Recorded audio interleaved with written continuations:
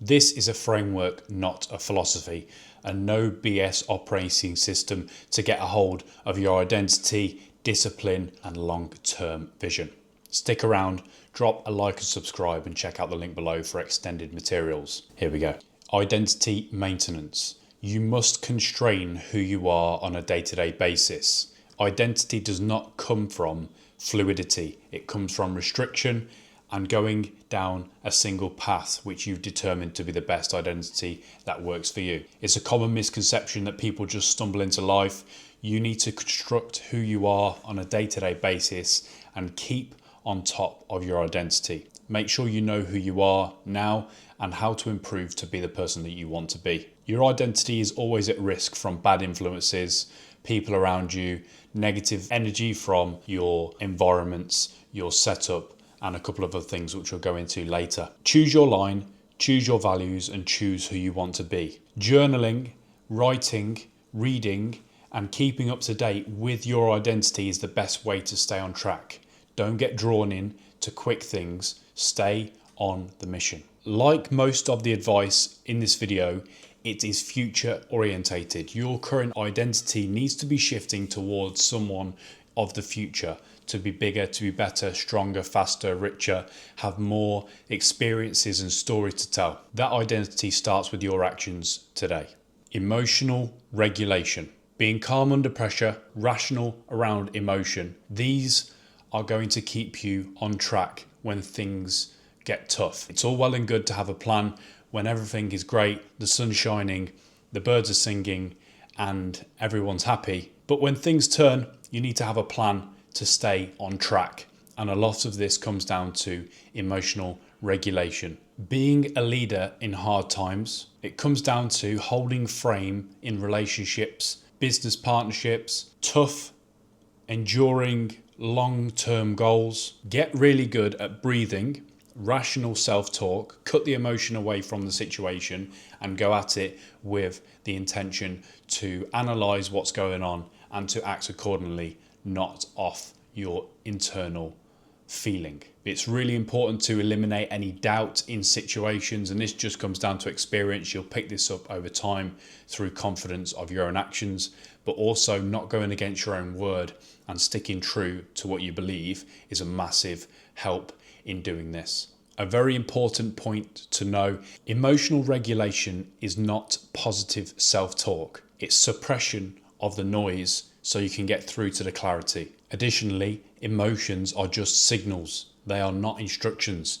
Your body is going to try and tell you things. It's hardwired to think this way from the way that we've evolved. Additionally, posture, tone, and environment are a massive factor for your emotional regulation. Sit up straight, speak well, and get around the right people, and a lot of these things will improve. Speaking of environment, environmental engineering. Literally everything around you should be conducive to success. The room that you're sat in, the food that you eat, the place that you walk, the gym that you go to, the people you communicate with, everything should be in direction to succeed. If it isn't adding to the mission, then remove it or do your best to limit your exposure. Your bedroom starting off should be completely distraction free. Try not to work in your bedroom. Try and keep it just for sleeping or relations.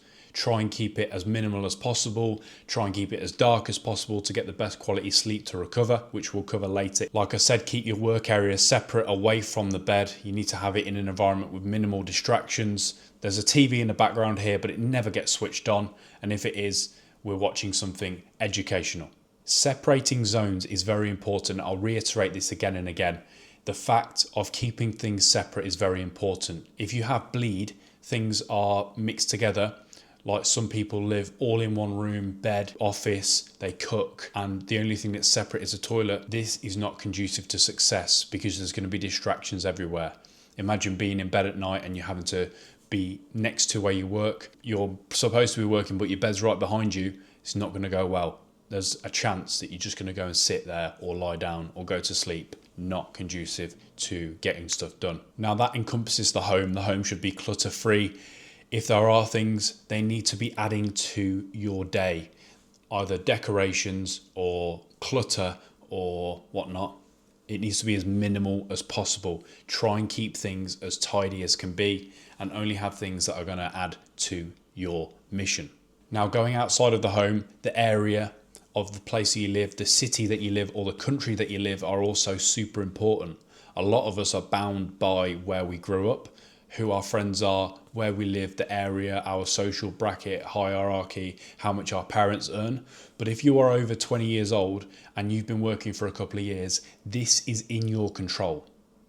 Just for a couple of $1,000s a month, you can live in a foreign country and get out and reset and choose your environment. This is one of the reasons why I moved to Bangkok in Thailand, and I recently moved to a more upmarket area with better facilities, better vibe, cleaner and more conducive to how I want to live. No distractions, the best possible outcome in a hot, safe and vibrant city. Choose where you want to be, whether that's in Dubai, whether that's in Bangkok, whether that's in London, whether that's in New York or LA. Whatever you are doing, it needs to be conducive to that. There's no point living in Bangkok if you want to be in the American film industry. Go and live in Hollywood. If you want to be a banker, live in London or New York. You need to be in the right place for your sort of style of living and also your work. You need to be in the right time zone.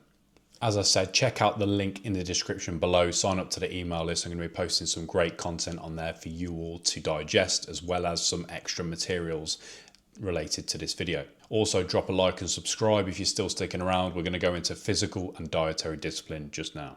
Physical and dietary discipline.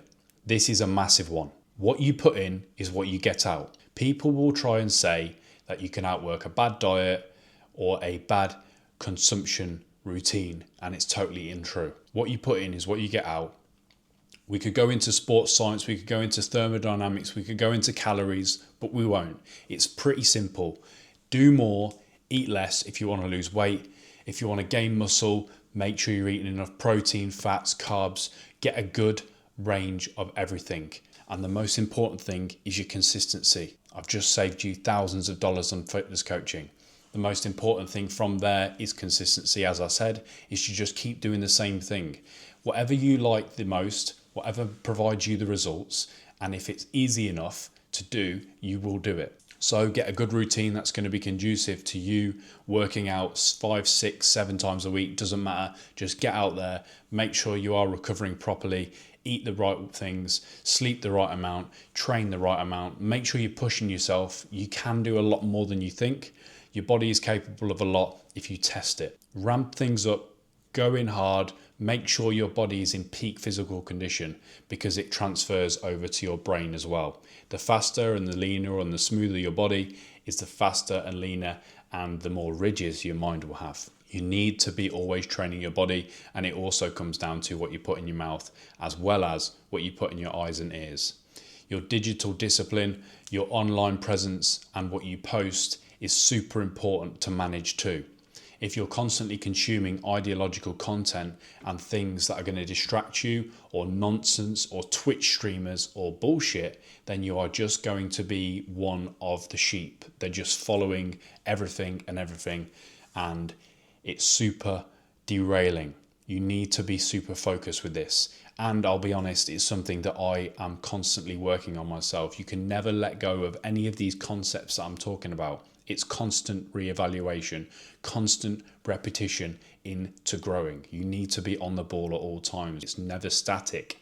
You need to be in line and reminding yourself of where you are, where you want to be, and how are you going to get there. Long-term compounding actions, much more effective than short-term blasts or quick fads. Sales IQ and communication, something that I've been delving in over the last 4 or 5 years heavily, is my communication, and this leads into sales as well. The important thing is to understand how to listen. Listening is so powerful nowadays, and barely anyone actually listens. They hear, but they don't listen. Basically, words go in one ear and out the other. The important thing to do is really sit there and listen and use all of your ear. I'm not saying this for fun. Use the whole ear. Use and listen to the whole sentence. Don't jump to conclusions too quick. Make sure you've fully heard what they're saying and also hear what they haven't said. Reading between the lines and communication back in an effective way, professionally, being able to come up with strong sentences, not stumbling over words, not mumbling, minimal mistakes, and you'll come across as a much more well-refined and intelligent person, even with the same intelligence level, the same IQ. Bringing it into sales, this will be a skill that you will never unlearn. If you learn sales, you learn how to listen, how to understand what they're saying, and how to correctly mirror and also clarify or correct or direct and solve someone's problem. You will never be poor, you will never be hungry, you will always have somewhere to live. It is a God-like skill, and it's something that even I am training constantly. I'm always trying to improve my sales skills, always trying to improve the way I speak, the way I put myself across, and also the intelligence that I have. Try and work with what I've got, try and learn as many things as possible, because none of us are superhuman. Going into the modern age, I'm not going to mention AI and how to use it in this because I want it to stay relevant for as long as possible. The important thing to remember is sales is super important for anything communication wise. Being able to keep yourself above water, you'll always find a job. It teaches you objection handling, how to understand what people are saying, and then also deal with rejection. This is a massive thing that young guys don't overcome anymore because they don't face rejection in real life, or when they do one of the first times and it stings real bad. We've all been there. And the modern age, the online world, the dating scene, no matter where you are, has been squandered and destroyed by dating apps, and people's confidence is through the floor. People don't know how to speak to people in public. And if you can master the basic sales skills of just being able to have a conversation with someone and get along with them, and then also be able to challenge their beliefs and then be able to solve their issues, that is the number one skill that I would say out of the whole thing. Bringing it back to then sales within the role, is closing isn't about collecting the cash. Sales is about outputs. The outputs come from the inputs. You're not looking to just get the card details. You are looking to deal with the questions, ask good questions, and also provide someone a great solution to their pain. Reputation awareness. This has gone out the window. People don't care about their reputation anymore, and it shows. And it's even more important than ever. The online space is indefinite. It will always be there, and what you say will stick. People have said things 10, 15 years ago, offhand, small audience, and it's bit them on the arse. The really important thing to do is to manage your outputs. What do you put out to the world? What is your reputation? How do people think of you when your name is mentioned? And also, how do people talk about you when you are not in the room? One deviation from your structure can override literally months or years of positive reinforcement. Basically, one bad action can make it all not worth it. You need to be able to regulate your reputation. How do you act within the world? What do you do when no one's watching? How do you approach a situation when you could manipulate or extort someone? Do you do the honest thing? Do you do the right thing? Do you help people when they need it? Do you rip someone off? These things get remembered, and you need to manage your reputation. It is the only thing that you've got really in this life other than your conscious thoughts. You need to be able to guard these things like they are. It is your life. It's the full entirety. The only reason why I am where I am today is because I had a good reputation in the various circles along the way on my journey. And finally, reputation is intentional. You don't just have a reputation. You choose to be the person that has a good reputation. You choose to do the right things even when it's the longer way, or it takes time out of your day, or it costs you more. You always do the extra mile. Everyone remembers the guy that cuts the corner, that cheats, that steals, that lies. Don't be him. As well as posting videos like this, check out the channel below. I post content around my lifestyle here in Thailand, how I came to be. You can check back in my history and how I've come to this position, and know that I'm not talking absolute twaddle. And also find out a little bit more about me, you can check out my Instagram. I upload daily on there on my story, and you can ask me personal questions or reach out and try and find out how you can improve your life too. Strategic thinking. Now I've left this towards the end of the video, but this is one of the center points to rational and long-term behavior, and also thinking on your feet, being able to come up with decisions quickly. It's super similar to the sales skills that I mentioned earlier. The first step is understanding all of the information that's available and trying to work out what you can discern from the previous actions in the sequence. What has happened before? What is, in your experience, what do you think can then happen next? Which leads you on to prediction. What do you predict that could happen? What's the probability of X, Y, and Z? Usually form a few theses and go with the gut decision. Find out which one you think is most likely. You should also not just think about what first step should happen, is also go and look at the second step, the chess move, thinking far in the future. This is the action. And additionally to this, what is the person or the people or the parties in this situation? What is their reaction to said event? So you've got 3 or 4 different levels of play here. That's why long-term thinking and quick decision making can be tough for people, is because there's a lot of variables. Get good at understanding where you're at, who's in the situation, what could happen, what probably won't happen, and going with the decision which is going to benefit the people in the situation the most. And there you go. That's the sort of framework. You're not always going to be right, but if you are right more often than not, you'll be okay in the long end, or the long run, should I say. Never assume certainty. Everything's probability. You need to make sure that you keep the mind open to all solutions. This was really built for me when I was working as a manager in construction, and we would have to think about all of the possible things that could go wrong. It's super important to map and project of where things are going to go to understand how is the best way to act. Also, strategic blindness comes from ego. Ego will fill the mind up, and it will basically cloud your thoughts, and you will be blind in areas which are against your current worldview. You see this with people when they are so certain on always being right that they become wrong because they ignore some of the inputs and the information in the system that actually is the deciding factor and would have helped them to gain a better idea of the next steps. So drop the ego, realize that you don't know everything, and the people around you can teach you something, and always try to plan ahead. But this also brings me on to a contradictory point, that too much thinking can actually screw you over because it causes people to freeze, or analysis paralysis. People stop, people don't go forward with their actions because they're thinking about it too much. Sometimes it's best to make a quick decision in the direction of something that you think is going to go well and iterate from there. You can always start again, but try to get in the habit of making quick decisions and action on those things that are really holding you back. Operational competence.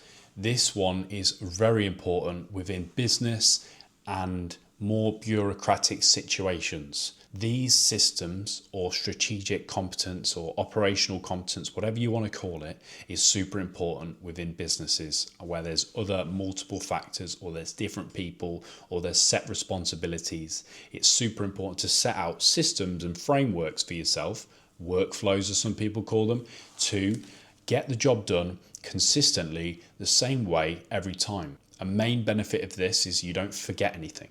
You do things the right way, the right time, every time. It also avoids or reduces the amount of things you have to think about. Because if you have to make a good decision, or you have to come to a decision every time, you only get a limited amount of decision-making things per day, I seem to believe. You only have a certain amount of decision-making skills. Get rid of having to make a decision. Do the plan when you are strong, when you're intelligent, when you're quick. And then when things are tough, you're under pressure, there's a lot on the line, then you can still follow those same frameworks of smart you or sharp you and get the stuff done as required. Super important to follow these frameworks. And also, if you follow your own frameworks, you're basically building self-trust, and there's no one else in this world that you should trust more than yourself. You need to be able to trust your own word. It comes down to being able to say, I'm going to do this and it will happen, and also transfers into people's confidence in you, because if you're confident and you exude confidence, it's only a positive thing as long as you can back it up. Now, one thing that I really like about building systems is standardization. You get the same input and the same framework and the same sort of style. Things look consistent. You get the same report every time. When I do a post-call breakdown format from my sales calls, I do it in the same way every time. This allows you to spot errors very easily because there's just a lot of consistency and you get to learn how you work. And other people can analyze your consistent work and they feel safe. They feel understood. They know how things work. They can predict, and that also builds trust in you as well. So the more consistent you are, the more you trust yourself and the more that others trust you. Thanks for sticking around to this point in the video. If you have enjoyed, drop a like, and we're going to go into financial literacy. This one, it's obvious what we're talking about here. It's money in versus money out. Cash flow, buffers, betting, investing. What do you have at your disposal? Have you got $1? Have you got 100? Or have you got $1 million? How much have you got in the bank? You know, what is your liquid assets? What are your not so liquid assets? What do you have in your possession that can get you to where you want to be? Money is a tool, but you have to learn the ways around money to be smart and to get the right things out of money. The reason why I asked, do you have $1, 100 or $1 million, is you have to work out what is your buying power. What level are you at? Figure out what class you are. What's your social economic status? Where do you sit in the hierarchy? There is one. People that deny it are wrong. There is a hierarchy. People with more money like to hang around with people with more money, and poor people only hang around with poor people because the rich ones don't want to spend time with them, because poor is contagious. You need to figure out who you are, how you fit into the world, and how you can get from there to there and keep increasing if that's what you want to do. Figure out where you want to be, what your ideal lifestyle looks like, what's going to make you feel fulfilled, or what do you think at this moment is going to make you feel fulfilled, because it will no doubt will change. And it also is important to have that as a goal to become, when you get to the point where you've increased or you've grown, it's important to remember that at one point that was your goal, and to be satisfied, or to at least have some thanks to yourself that you achieved it, or else you're just going to keep going up the ladder and it's a never ending cycle. There's always a bigger mountain to climb. There's always a new peak. There's always a hidden summit. With that out the way, buffers, as I mentioned, buffers allow you safety.